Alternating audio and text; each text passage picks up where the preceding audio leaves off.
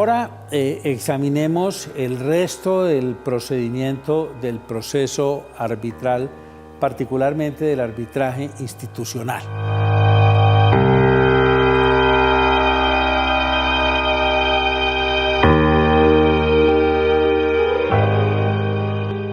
Una vez que se han nombrado los árbitros y que han aceptado, sea porque lo nombraron las mismas partes o un tercero o por un juez, entonces el paso siguiente es la instalación del tribunal. ¿En qué consiste la instalación del tribunal? Este es un trámite que consiste en que el director del centro de arbitraje va a entregarle el expediente a los árbitros. Entonces se convoca una reunión a la que no es obligatorio que asistan las partes y en esa reunión el director del centro de arbitraje le hace entrega a los árbitros del expediente y ellos a partir de allí se instalan, están instalados. Y en esa misma audiencia de instalación, los árbitros nombran un presidente entre ellos, presidente que no va a tener prerrogativas de ninguna especie, no va a ganar más dinero, su voto no va a tener prevalencia, en cambio sí va a tener más responsabilidades porque tiene sobre su cabeza el manejo de los aspectos económicos del proceso arbitral. Y nombran además un secretario que en el caso de los arbitrajes institucionales debe ser un secretario que haga parte de la lista de secretarios de ese centro de arbitraje. En esa misma audiencia de instalación, los árbitros se pronuncian sobre la demanda. Deciden si la admiten o la rechazan. Y si la admiten, ordenan notificar y que se corra traslado por el término de 20 días al demandado. De suerte que sigue pues como el mismo camino de un proceso declarativo. Ese auto admisorio de la demanda se notifica de la manera como se notifica cualquier auto admisorio. Se envía una comunicación citando a la persona demandada para que venga a notificarse y si no ha pasado 5 días, entonces se le envía un aviso notificatorio. Notificado vienen los 20 días de traslado al demandado para que ejerza las distintas conductas que puede ejercer. El demandado puede ejercer aquí todas las conductas posibles, salvo la de la formulación de excepciones previas. Aquí en este proceso inclusive puede formular la demanda de reconvención, pero le está vedado por completo formular excepciones previas. Bien, una vez que se ha surtido el traslado, entonces los árbitros convocan a una audiencia de conciliación y de fijación de honorarios. ¿En qué consiste esto? Este es un ensayo que deben hacer los árbitros para provocar que esas partes que están teniendo ese conflicto puedan llegar a un acuerdo.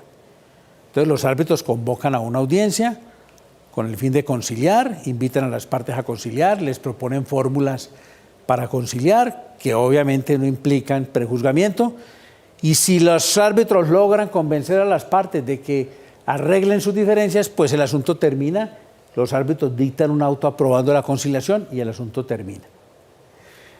Si no hay conciliación, en la misma audiencia, los árbitros deben fijar los honorarios. Los honorarios del tribunal, tanto de los árbitros como del secretario, como los gastos. Para fijar los honorarios, los árbitros tienen un límite, no pueden fijar cualquier cantidad, tienen un límite, los árbitros no pueden fijarse una suma superior a 1.000 salarios mínimos, a 1.000 salarios mínimos mensuales. Y obviamente también hay otras restricciones de acuerdo con lo que diga el respectivo reglamento del centro de arbitraje. Aquí hay una cosa muy importante que hay que mencionar, que la demanda presentada por el demandante se puede reformar hasta antes de que se inicie la audiencia de conciliación. Y se presenta un problema porque en algunos centros de arbitraje no se prevé esa posibilidad, ese límite de presentar la reforma de la demanda ante la demanda de conciliación. Yo creo que si se da esa circunstancia, pues en todo caso la demanda tiene que ser reformada antes de que pase a una etapa subsiguiente. Una vez que se han fijado los honorarios y gastos, entonces las partes dentro de los 10 días siguientes, cada una debe consignar el 50% de esos honorarios y gastos. ¿Cómo los consignan? Le pagan al presidente del tribunal mediante un cheque o una transferencia bancaria y el presidente del tribunal recibe ese dinero. Si una de las partes no consigna, la otra puede consignar por ella dentro de los 5 días siguientes. Si pasan esos 5 días y la parte que consignó no ha consignado el resto, se desintegra el tribunal y las partes pueden acudir a la justicia ordinaria. Si dentro de los 10 días siguientes las partes ninguna consigna, entonces se desintegra el tribunal.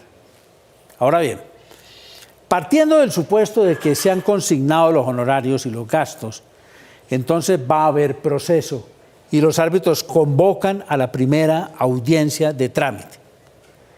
En esa primera audiencia de trámite, los árbitros tienen que pronunciarse sobre si son o no competentes. Ellos serán competentes si, de acuerdo con el pacto arbitral y la demanda formulada, coinciden la demanda formulada con el pacto arbitral.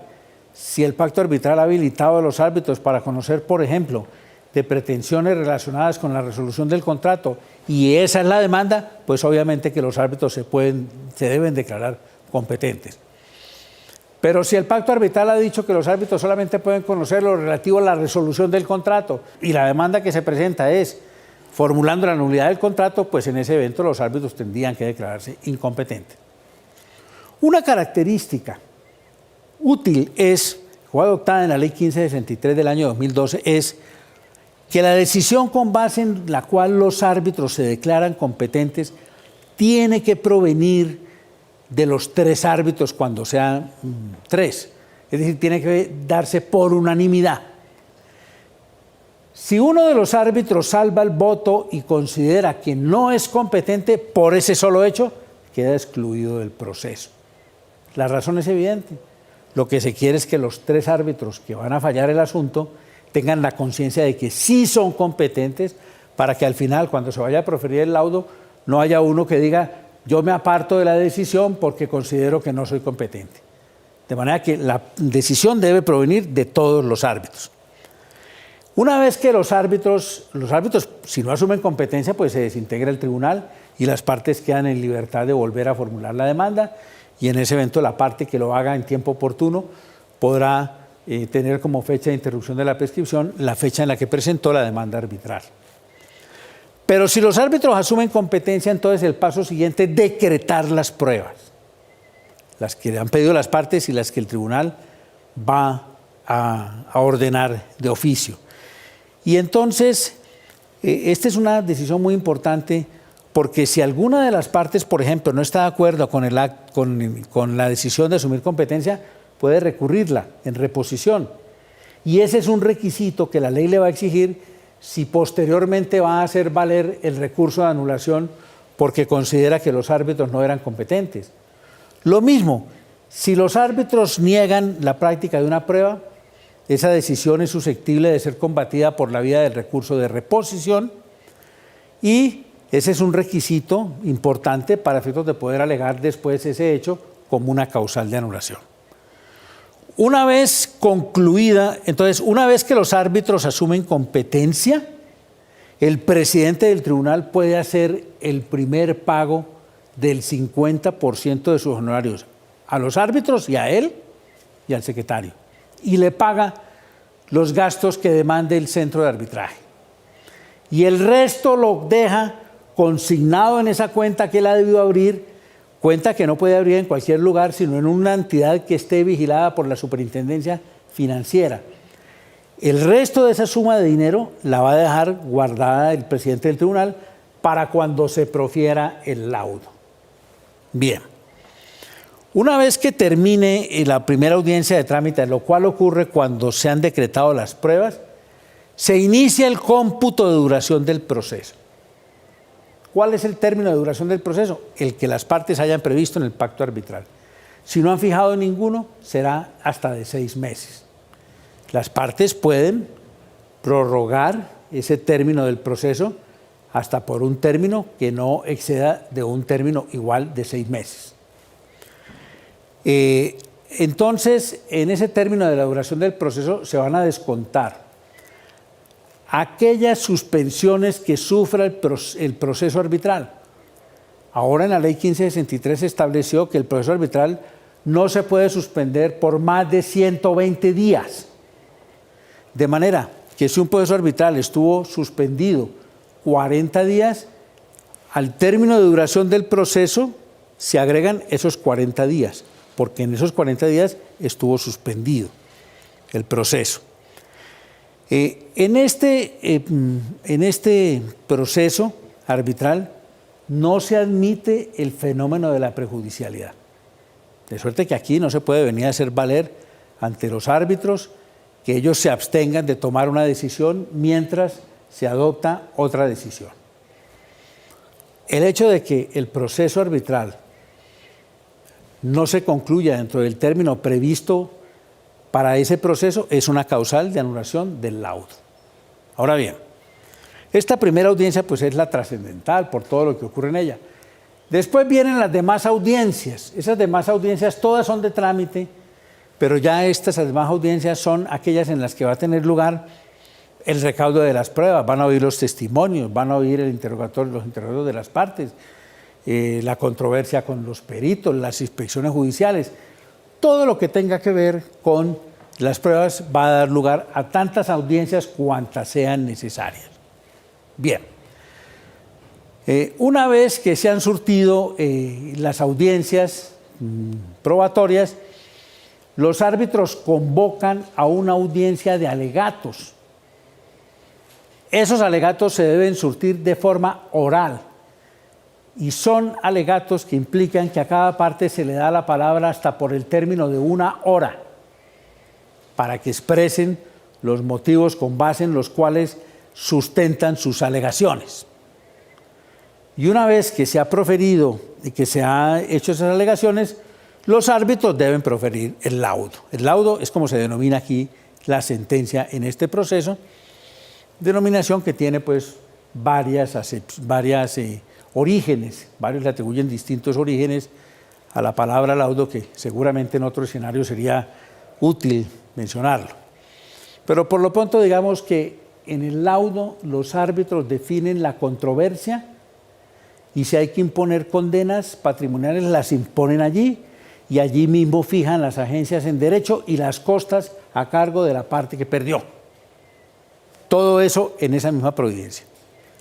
El laudo se profiere en audiencia, se leen las partes más importantes de la providencia y la parte resolutiva, y una vez proferido el laudo, dentro de los 5 días siguientes, cualquiera de las partes puede pedir su aclaración, su adición, aclaración o corrección.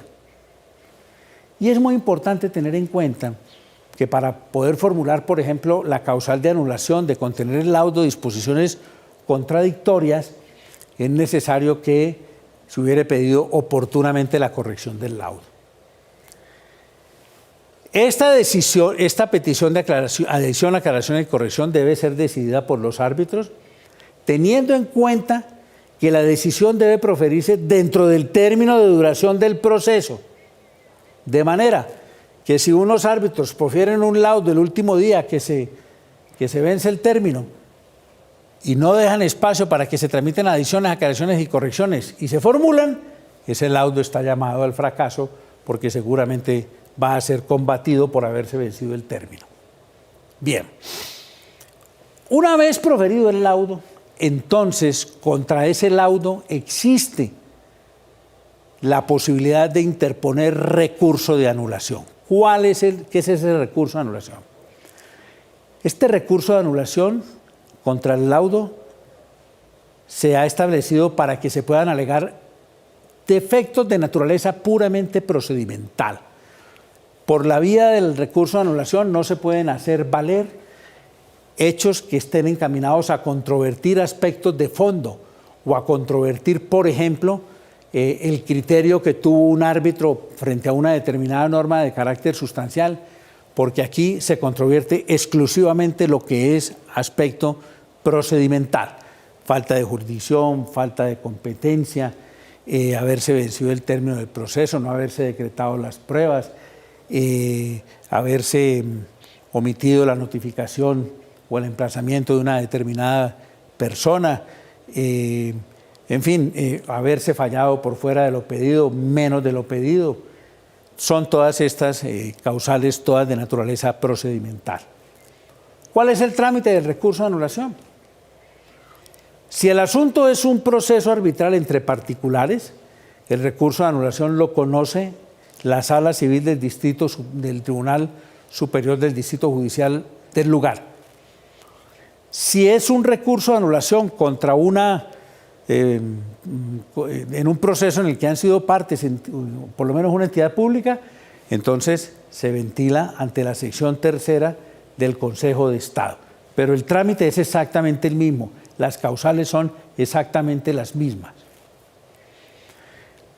El recurso de anulación debe interponerse y sustentarse al mismo tiempo. Y se interpone o dentro de los 30 días siguientes al momento en el que se profirió el laudo, o dentro de los 30 días siguientes al momento en el que se aclaró, al momento en el que se decidió la petición de aclaración, adición o corrección. De manera que esa persona que va a interponer el recurso de anulación no solamente debe interponerlo expresando la causal que pretenda hacer valer, sino que además debe sustentar en el mismo escrito las causales que pretenda hacer valer. Una vez sustentado el recurso con esta característica, ahora en la Ley 1563, la interposición y sustentación del recurso de anulación se hace ante los propios árbitros. El recurrente interpone el recurso y lo sustenta ante los árbitros. El secretario le corre traslado a la contraparte por 15 días y luego de que esté surtido ese trámite, sí se envía o al tribunal o al Consejo de Estado según lo que corresponda. Y el juez de la anulación debe declararse impedido si existe algún motivo de impedimento o recusación con alguno de los árbitros, y debe decidir dentro de los 3 meses siguientes si declara impróspero el recurso o lo declara próspero, imponiendo condena en costes. Concluido el proceso arbitral, se debe archivar en el centro de arbitraje. El centro de arbitraje lo conservará intacto durante 3 años y al cabo de los 3 años puede decidir si lo digitaliza y lo maneja en unos archivos más sencillos. Queda por señalar, porque hemos hablado todo el tiempo del proceso arbitral institucional, es importante darle una pincelada al proceso arbitral ad hoc. El proceso arbitral ad hoc, como ya lo dije, es un proceso que no funciona administrado por un centro de arbitraje, sino por los propios árbitros. Ese proceso no es distinto del proceso arbitral institucional, tiene muy pocas diferencias. Las diferencias consisten en lo siguiente: cuando las partes quieren que haya un arbitraje ad hoc, tienen que decirlo expresamente, porque si guardan silencio, se entenderá que entonces va a ser un arbitraje institucional. Una vez que se presente el conflicto, una o ambas partes acuden a buscar, a nombrar los árbitros. Si se ponen de acuerdo, pues los designan, y si no se ponen de acuerdo, acuden al juez civil de circuito. Nombrados los árbitros, entonces esos árbitros convocan a una audiencia de instalación, se instalan. Si quieren, nombran secretario, porque en este proceso arbitral ad hoc no es necesario nombrar secretario. Los árbitros se instalan y dentro de los 15 días siguientes la parte que quiera formular la demanda la debe presentar. Una vez presentada, los árbitros la admiten, notifican, y de allí en adelante el proceso arbitral ad hoc sigue el mismo trámite del proceso institucional arbitral. Si no se presenta la demanda dentro de esos 15 días, se desintegra el proceso arbitral ad hoc y las partes quedan en libertad de acudir ante la justicia ordinaria.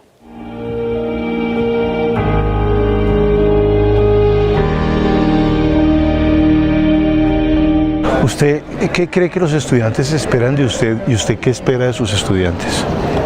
Yo de mis estudiantes espero que ellos comprendan no solamente mis enseñanzas, sino que participen del talante libertario que yo quiero transmitirles. Yo creo que un estudiante que pasa por mis aulas tiene la sensación de que yo soy un hombre libre, que soy un hombre independiente, que no estoy con ataduras a situaciones que me hagan esclavo. Y yo creo que eso es lo que a mí me gustaría que los estudiantes apreciaran de mi condición de profesor. ¿Y usted qué espera de ellos? Yo espero de ellos que aprendan a ejercer la profesión teniendo como norte la justicia, que no se metan en la cabeza la idea de que el éxito está asociado con hacerse ricos. Yo creo que el hombre que sale a ejercer la profesión pensando en que hacerse ricos, muy pronto se tropieza y termina mal.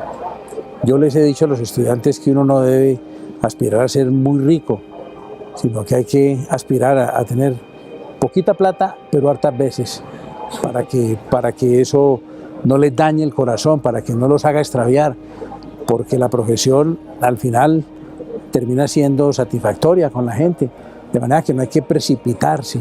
Y eso es lo que yo espero que los estudiantes hagan, que ejerzan su profesión no despojándose de esa perversa quimera o ese oropel de hacerse ricos. Yo creo que hay que ejercer la profesión con decoro, con pulcritud y con mucha sabiduría.